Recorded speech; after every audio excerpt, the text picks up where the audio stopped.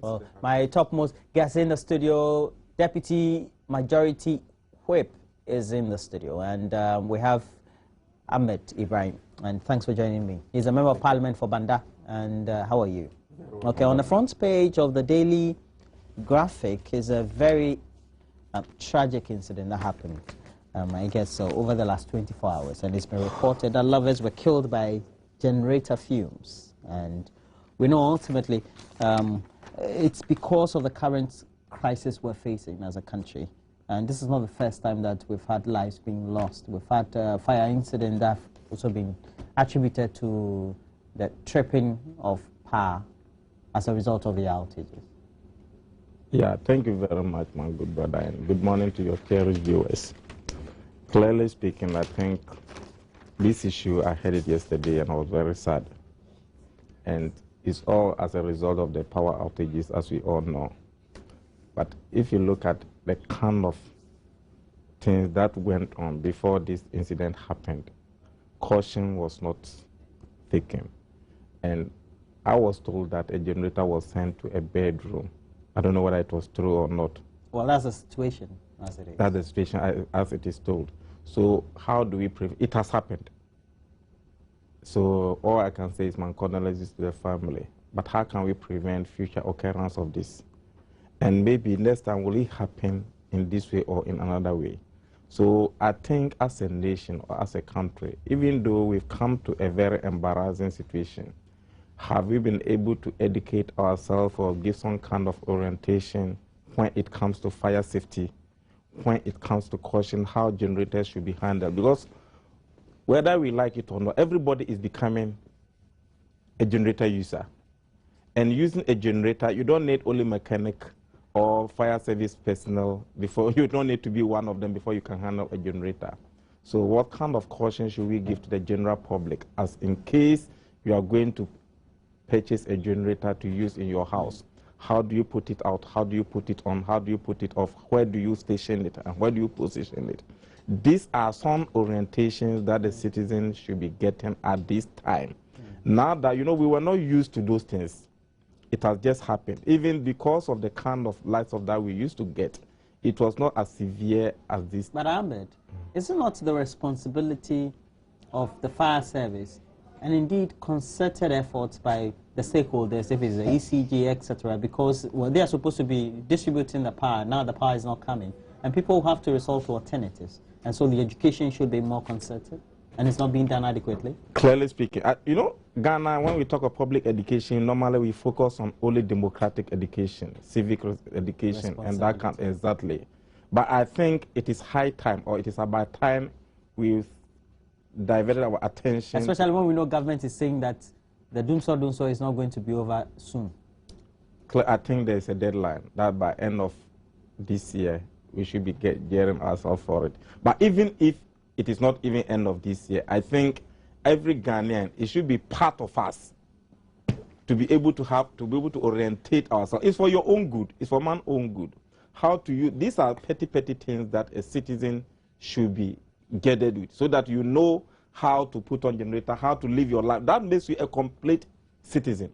As it is now, it's like everything about us should be done by somebody else.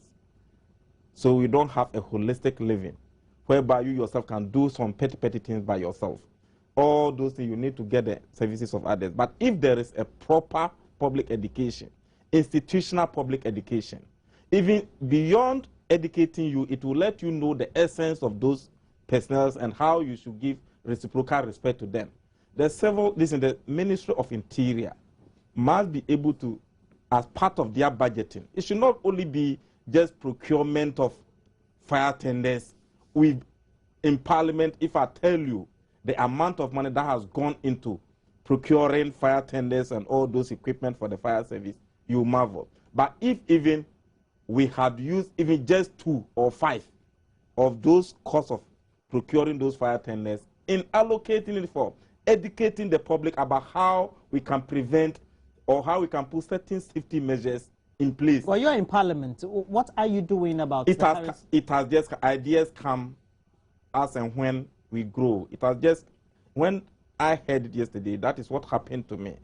we were thinking of preventing or firefighting or quenching the fire when it happens. But now I think that we should be moving, and I know government did not just start procuring them.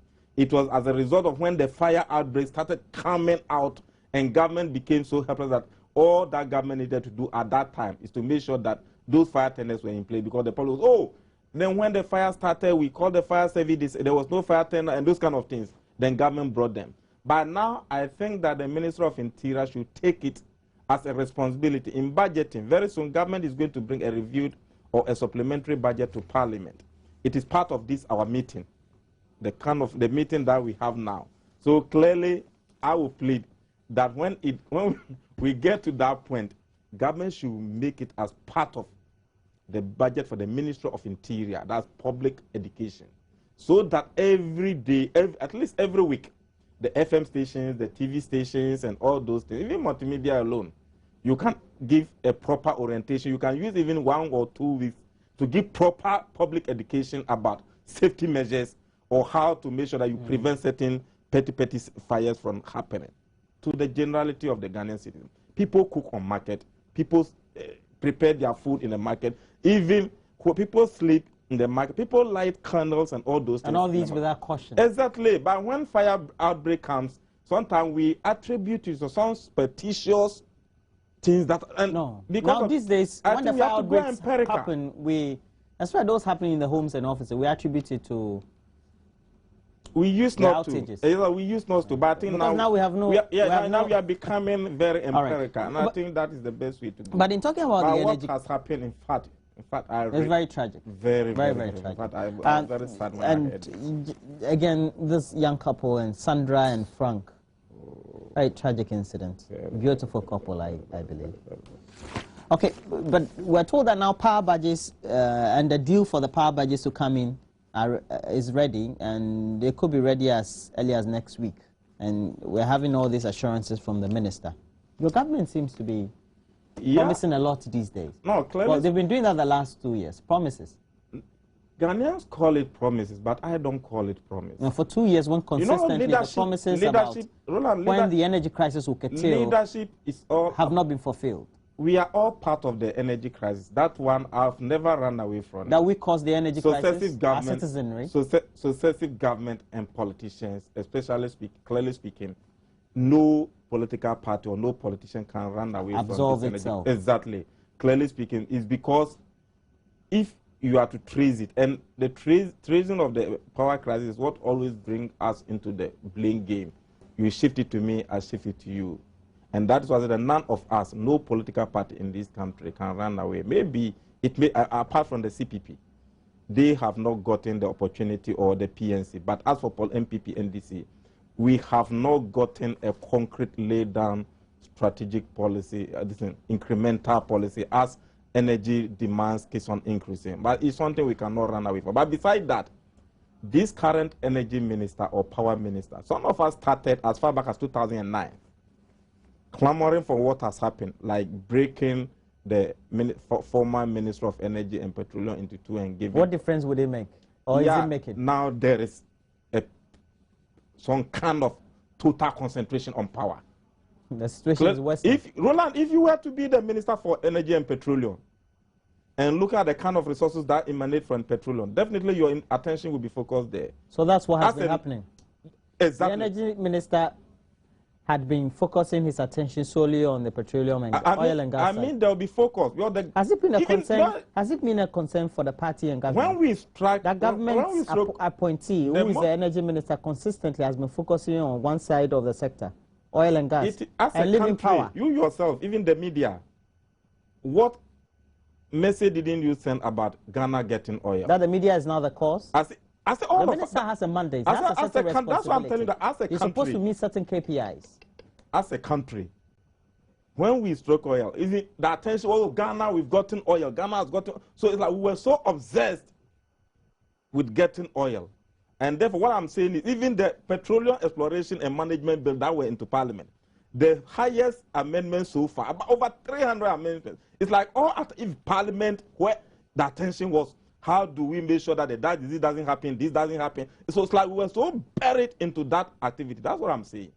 I'm not saying that successive ministers have been concentrating on that. But there was so much in the petroleum sector. Most bills had, even when you started drilling without even passing the exploration bill. You know all those kind of things. So it's like there has been over-concentration on the petroleum sector. And some of us foresaw this. We said, why don't we also make sure that, if you look at Ghana, most of the rural sector, a lot of us, the informal sector, depend on power.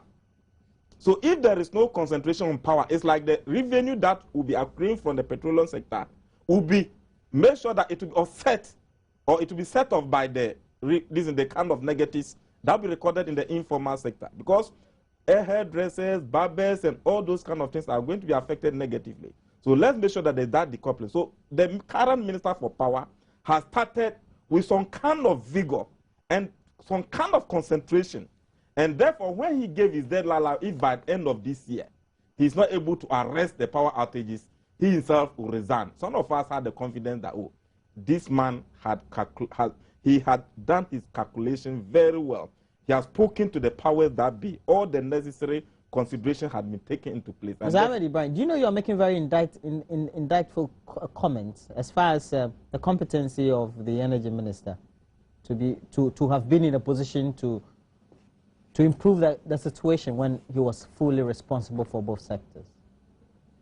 I don't think I was indicting the former minister for energy, but what I was saying is, as a country, all of us, I say including, you remember I started by saying that no political party, and I started by saying that maybe apart from those that had their take in the 1960s, when the population was about 3 million, 5 million, by coming to NDC MPP, the recent incremental size of the national population has not matched with the incremental generation of power. And I ended by saying that, if you look at when we struck oil in 2007, it's like there was over-concentration. Even we started drilling. And if you remember, the kind of bills, oil bills. So you're talking about the priorities that we had. Okay, now you've made your point. So would you say that then it's because of a leadership incompetence or crisis? It is not. For example, Nanado Dankwa Akufo-Addo, I think as part of his comments at the Dankwa Memorial Lecture, that's the JB Dankwa Memorial Lecture, on Wednesday, he said, well, the energy crisis is being caused by bad management. Straight away. Maybe he was saying that they were bad when they were in government. That's why I said that, did it not happen in their time? Is he calling himself a bad manager when he was in power? I remember. Clearly speaking, if they were bad, if they were on it, maybe they couldn't. He saw how President Kufuor managed it, and there was power outages. So if he is telling me that how President Kufuor managed it was bad, then maybe I would be. Okay, we have to wrap up our discussions on this very subject.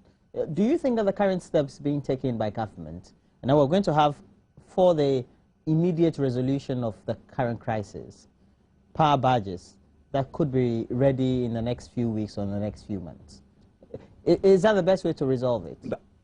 Because now we know what the medium to long term clearly, exactly, precisely, and I think that is the way. When it happened in President Kufuor's time, I think they brought some power badges, the same thing, but some of them were not able to be integrated. So this time, the lesson we should learn from this is the kind of power badges that we are bringing. Are they the current or the most? And we have to wait 3 years into the crisis, or almost 3 years into the crisis? Precisely no. There is a deadline of 1 year. That in end of this year, we are going to end the power crisis. That has been stated clearly by the minister. Even he ended by saying that if by that time he's not able to resolve it, he will resign. So this is just for immediate solution. And I think technically this is what oil experts do mostly when it happens that way. So some of us were of the view that this should happen, and it is happening. So clearly I think the light off is going to be. Okay.